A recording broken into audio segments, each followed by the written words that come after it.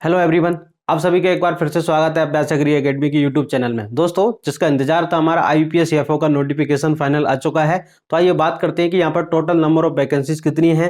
ठीक है, एग्जाम कब होगा, प्री एग्जाम कब होगा, मेंस क्या होगा, हम किस प्रकार से प्रिपरेशन करें, क्या स्ट्रेटेजी रखना है, हमको प्री के लिए क्या पढ़ना है, मेंस के लिए क्या पढ़ना है, किस तरह से, सारी चीज़ों के बारे में आपको डिस्कस करने वाले हैं। तो आइए स्टार्ट करते हैं। तो यहाँ पर हम बात करते हैं आईपीएस एग्जाम की। तो एग्रीकल्चर फील्ड ऑफिसर, ठीक है दोस्तों, सबसे पहले बात करते हैं यहाँ पर नंबर ऑफ वैकेंसीज के बारे में कि जो नंबर ऑफ वैकेंसीज है लास्ट ईयर के कंपैरिजन में यहाँ पर वैकेंसीज क्या है, डबल है। लास्ट ईयर के तो 450 वैकेंसी कुछ थी, यहाँ पर है 884 वैकेंसी है। तो आपके पास एक बहुत ही अच्छा मौका है। आप अपनी प्रिपरेशन, अभी आपने बैंक ऑफ महाराष्ट्र की आप स्टडी कर रहे थे, बहुत अच्छी स्टडी कर रहे थे, बहुत सारे स्टूडेंट लगातार हमारे चैनल को वॉच कर रहे थे। तो मैं देख रहा था कि बहुत सारे स्टूडेंट कंटिन्यूसली वॉच कर रहे हैं। बिल्कुल यहाँ पर आप लगातार कंटिन्यूस पढ़ाई कर रहे हैं, तो आप वो पढ़ाई को जारी रखें 3 महीने के लिए। हमको प्री को भी कैसे पढ़ना है मैं आपको बताऊंगा कि हमको प्री को क्या करना है, प्री के लिए और मेंस के लिए, दोनों के लिए। ठीक है, तो हम बात करते हैं सबसे पहले कि एग्जाम फॉर्म कब से स्टार्ट होने वाले हैं। ठीक है, एग्जाम फॉर्म कब से स्टार्ट होंगे, पहले हम बात कर लेते हैं कि यहाँ पर कौन कौन सी बैंक जो है पार्टिसिपेट कर रही है, किस बैंक को हमको प्रेफरेंस देना चाहिए, किस बैंक के नंबर सीटें ज्यादा हैं। ठीक है, उनके बारे में बात करते हैं कि यहाँ पर जो बैंक है, बैंक ऑफ बड़ौदा है, कैनरा बैंक है, इंडियन ओवरसीज बैंक है, यूको बैंक है, bank of India, central bank of India, Punjab national, union bank, bank of Maharashtra, Indian and Punjab से, ये सारी बैंकिंग है जो कि पार्टिसिपेट कर रही है आईपीएस जो स्पेशल ऑफिसर है इसके अंदर। ठीक है, अब हम बात करते हैं दोस्तों कि एग्जाम फॉर्म जो है कब से फॉर्म स्टार्ट होने वाले हैं। तो एग्जाम फॉर्म स्टार्ट होने वाले हैं कब से, 3 तारीख से। कब से स्टार्ट होने वाले हैं, 3 तारीख, 3 नवंबर से यहाँ पर एग्जाम फॉर्म स्टार्ट होने वाले हैं। तो 3 नवंबर से लेके 23 नवंबर तक आपके यहाँ पर एग्जाम फॉर्म स्टार्ट होंगे। 3 से लेके 23 तक, लास्ट एंड डेट कितनी है, 23। आपके जो पेमेंट की है ना, 23 तारीख है। आपका जो प्री एग्जाम है 26 दिसंबर 2012 को, प्री एग्जाम है 26 दिसंबर 2012 को है। आपको जो मेंस एग्जाम है, मेंस एग्जाम कब है, मेंस एग्जाम हमारा 30 जनवरी को 2022। तो आपके पास पर्याप्त मेंस एग्जाम के लिए 3 महीने हैं, आपके लिए प्री के एग्जाम के लिए कितने, 2 महीने हैं। तो अब हम इन 3 महीनों में और जो प्री के एग्जाम के 2 महीने, आप बहुत बेहतरीन प्रिपरेशन करना है। हमको मेंस की तैयारी छोड़ना नहीं है, प्री के चक्कर में मेंस मत छोड़ देना, क्योंकि हमको मेंस में ही ओवरऑल का जो हमारा सिलेक्शन होगा वो मेंस ही होगा। तो हमको प्री के साथ साथ मेंस ही पढ़ना है। किस तरह के प्रॉपर गाइडेंस के साथ पढ़ना है, करंट में क्या पढ़ना है, आपने अभी पिछले एग्जाम में देख लिया 2 दिन पहले कि हमको स्कीम्स को किस तरह से पढ़ना है। ठीक है, आपने हमारी वीडियोज देखी होंगी, वीडियोज के अंदर से डायरेक्ट एग्जाम में क्वेश्चन पूछे गए। जिन लोगों ने हमारी टेस्ट सीरीज खरीदी तो वहां से 20 से 25 प्रश्न टेस्ट सीरीज से डायरेक्ट पूछे गए थे, आपने देख ही लिया। तो जो अभी हमारी यूट्यूब पे जो सीरीज चल रही थी, जैसे हमने बैंक ऑफ महाराष्ट्र की सीरीज चलाई थी, उसी प्रकार से आपको यूट्यूब पर फ्री ऑफ कॉस्ट आईपीएस की सीरीज भी दी जाएगी, जब तक एग्जाम नहीं हो जाता तब तक के लिए। बिल्कुल, तो आइए बात करते हैं इसके बाद दोस्तों इंटरव्यू। आपको मैं ये बताऊंगा कि इंटरव्यू की प्रिपरेशन करना कैसे होती है। मैंने कम से कम 8 से 10 अलग अलग गवर्नमेंट ऑर्गेनाइजेशन के इंटरव्यू दिए, क्वालिफाई किए। तो मेरे को एक अच्छा खासा एक्सपीरियंस है, अलग अलग मैंने आईपीएस का भी दिया है, अलग अलग बहुत सारे इंटरव्यू मैंने दिए हैं कि हमको नंबर कैसे लेके आना है, कि हम आने किस तरह से हमको आंसर देना होती है। ठीक है, क्या हमको पढ़ के जानी होती है। मैं आपको इंटरव्यू की बिल्कुल फ्री ऑफ कॉस्ट तैयारी कराऊंगा, इसका कोई चार्ज नहीं। जैसे आप बैंक ऑफ महाराष्ट्र का आएगा रिजल्ट, उसका अगर आपका हो जाता है तो आप बिल्कुल हमारे यहाँ फ्री ऑफ कॉस्ट इंटरव्यू की प्रिपरेशन कर सकते हैं। इसके बाद आप अगर आईपीएस एफओ का इंटरव्यू करना, बिल्कुल फ्री ऑफ कॉस्ट उसका कर सकते हैं, क्योंकि मैंने बहुत सारे इंटरव्यू दिए हैं। आपने देखा होगा कि मैंने 3-4 गवर्नमेंट एग्जाम रिजाइन किए, छोड़ी है। ठीक है, इसके बाद इसके अलावा बहुत सारे और दूसरे एग्जाम के इंटरव्यू मैंने दिए। तो मेरे पास एक अच्छा खासा एक्सपीरियंस है, तो मैं आपको ये बता सकता हूं कि भाई इस तरह से हमको प्रिपरेशन करनी है। चलिए, तो हम बात करते हैं कि क्राइटेरिया क्या होता है ना। यहाँ पर हम बात करते हैं कि आपके पास क्या होना चाहिए, बीएससी एग्रीकल्चर, ठीक है, या दूसरी जो है ना फिशरी है ना, एनिमल हसबेंड्री, आपके पास फॉरेस्ट्री है, इसके बाद क्या कहते हैं एग्रीकल्चर इंजीनियरिंग, ये सारी ब्रांचेस बायोटेक्नोलॉजी वाली सब फॉर्म भर सकते हैं। ठीक है, चलिए बात करते हैं एज लिमिट। यहाँ पर एज लिमिट की बात करते हैं यहाँ पर। तो एज लिमिट कितनी है, देखो ये एज लिमिट है यहाँ पर। ठीक है, मिनिमम 20 और मैक्सिमम कितना, 30। ठीक है, मैक्सिमम कितना, 30 साल। आगे बात करते हैं कि भाई यहाँ पर एजुकेशनल क्वालिफिकेशन। तो जो बीएससी एग्रीकल्चर फील्ड ऑफिसर जो है, एग्रीकल्चर फील्ड ऑफिसर, तो यहाँ पर मैक्सिमम कितने, 30 साल है। 4 ईयर डिग्री चाहिए आपको agriculture, horticulture, animal husbandry, veterinary, dairy, fishery science, pisciculture, agriculture marketing and corporation, और banking, agro forestry, agriculture biotechnology, food science, agriculture business management, food technology, dairy, इन सभी के अंदर आपके पास डिग्री कंप्लीट होना चाहिए। चलिए आगे बात करते हैं। ठीक है, हमको फॉर्म भरते समय भी कुछ है ना सावधानी रखना है। जब हम फॉर्म फिल करेंगे ना, तब हमको कुछ इंपॉर्टेंट जो है सावधानियां रखनी है, क्योंकि एक बार जब इंटरव्यू हुआ था इससे पहले भोपाल जोन के अंदर, तो वहां पर कुछ लड़कों को इंटरव्यू से बाहर कर दिया था, उन्होंने फॉर्म भरने में कुछ गलतियां कर दी थी। तो हमको वो गलतियां नहीं करने, हमको क्या करना है वो आपको मैं बताऊंगा ना फॉर्म भरते समय। ठीक है, जो हम हैंड राइटिंग लिखते हैं, वो जो हैंड राइटिंग लिखा जाता है उसको आप हमेशा इंग्लिश में लिखना है। ठीक है, जो हैंड राइटिंग लिखते हैं उसको क्या करना है, हमेशा इंग्लिश में ही लिखना है, हिंदी में।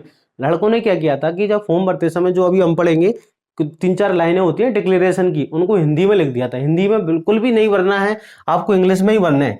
ठीक है, ये बिल्कुल है कि भाई है ना, इंटरव्यू से बाहर कर देता है, इंटरव्यू देने भी नहीं देते वो।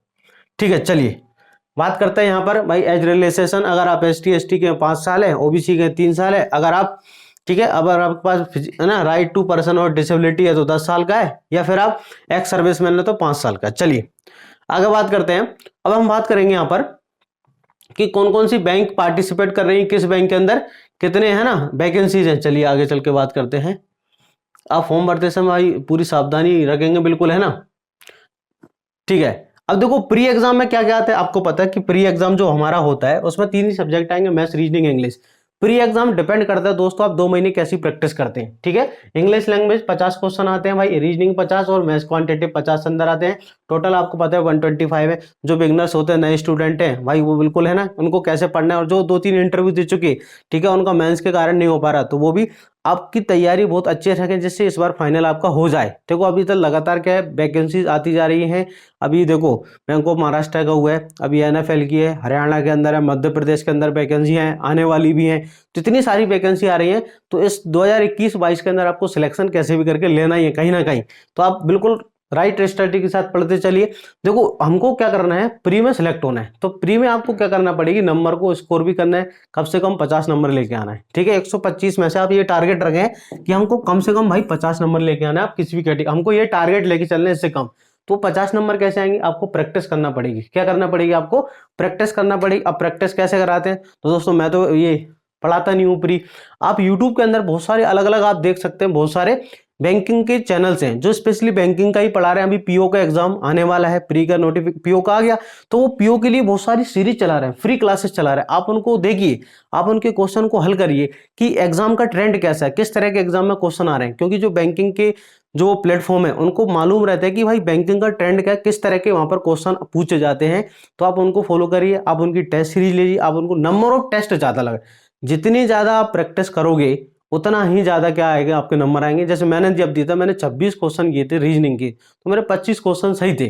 ठीक है, कारण कि मैंने पिछले 15 से 20 साल के PO के क्वेश्चन सोल्व किए थे, बैंक IBPS PO के क्वेश्चन सोल्व किए थे, याद रखना। ठीक है ना, तो आपको याद रखना है कि हमको जितनी ज्यादा हम प्रैक्टिस करेंगे उतनी ज्यादा क्या करना है, आपको परफेक्शन आएगा, नंबर आएंगे। ऐसे आपको कोई टॉपिक समझ में नहीं आता तो उसको छोड़ देना, जो टॉपिक आपको अच्छे से आते हैं, ठीक है, कि स्ट्रॉन्ग कमांड, उनका आंसर आप कैसे DI है, तो आपको पता है DI से क्वेश्चन आता है, तो DI को इतना अच्छे से पढ़ना है कि ये क्वेश्चन गलत नहीं होना चाहिए। ठीक है, 20 से 25 नंबर तो DI ला के दे देगा आपको, 15-20 नंबर आराम से। ट्रेन वाला है, बोर्ड स्ट्रीम है ना, टाइम एंड एज है, वर्क एंड टाइम है, ये सारे जो क्वेश्चन है बहुत इजी आते हैं अगर आप प्रैक्टिस करते हो, बिल्कुल आराम। सिंप्लीफिकेशन है, ठीक है, नंबर सीरीज है। इसके बाद रीजनिंग में तो आपको पजल की बहुत अच्छी प्रैक्टिस करना है। अगर आप पजल में है ना उलझ गए तो पूरा टाइम खराब करते हैं, पेपर को खराब कर देती है। तो आपको puzzle, circle, double circle, inequality, इन सबको आपको अच्छे से पढ़ना है। चलिए इंग्लिश के लिए आपको क्या करना है, तो देखो भाई वोकेबलरी पर कमांड रखनी है, वोकेबलरी बहुत इंपॉर्टेंट है। अगर आप न्यूज़पेपर पढ़ रहे हैं तो कंटिन्यूस उसको चलने देना चाहिए उसको। इसके बाद बात करेंगे हम मेंस की, जहां पर बिल्कुल 60 नंबर एग्रीकल्चर, क्योंकि हमारा सिलेक्शन यही कराएगी, क्योंकि प्री तो सिर्फ मेंस के लिए क्वालिफाइंग है। इसके बाद हमको मेंस सारे नंबर जो जोड़े जाते हैं फाइनल इंटरव्यू के बाद वो मेंस के होते हैं। तो हमको मेंस की प्रॉपर तैयारी करना है कि हमारे कम से कम 50 प्लस नंबर आए। हमको टारगेट रखना है कि हमारे नंबर 50 के प्लस आना चाहिए, क्योंकि आपने लास्ट ईयर का कट ऑफ देख लिया था कि है ना 49.5 वाले का भी सिलेक्शन नहीं हुआ जनरल में। तो आप देख सकते हैं, तो हमको ये टारगेट रखनी, हमारे नंबर 50 से कम नहीं आना चाहिए किसी भी कीमत पे। तो हम हर चीज जान लगा देंगे, बिल्कुल जी जान से पढ़ेंगे 3 महीने, चाहे कुछ हो जाए। ठीक है, आपको राइट स्टडीज में बताऊंगा कि हमको करंट अफेयर्स में किस तरह से पढ़ना है। ठीक है, एग्रीकल्चर में कौन कौन से सब्जेक्ट पर ज्यादा फोकस करना है, किस चीज पर हमको ज्यादा फोकस करना है। ठीक है, चलिए आगे बात करते हैं दोस्तों। ठीक है ना, यहां पर अब कौन कौन से बैंक पार्टिसिपेट कर रहे हैं ना। ठीक है, कौन कौन से बैंक यहां पर आने वाले हैं, चलिए बात करते हैं अपन बैंकों के बारे में। और यहां पर कौन कौन सी जो प्रेफरेंस हमको देनी है ना। अलॉटमेंट लेटर हो गया, ये तो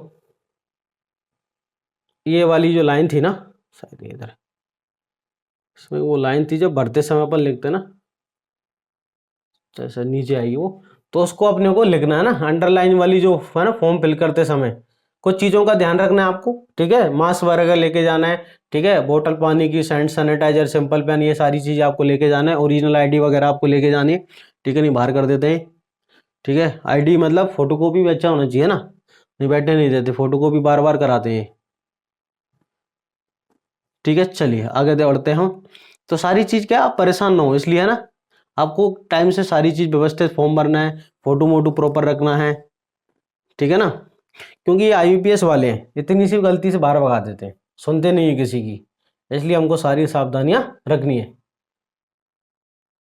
कहाँ चली गई बैंक है। चलिए आगे बढ़ते हैं, बैंकों को देखते हैं।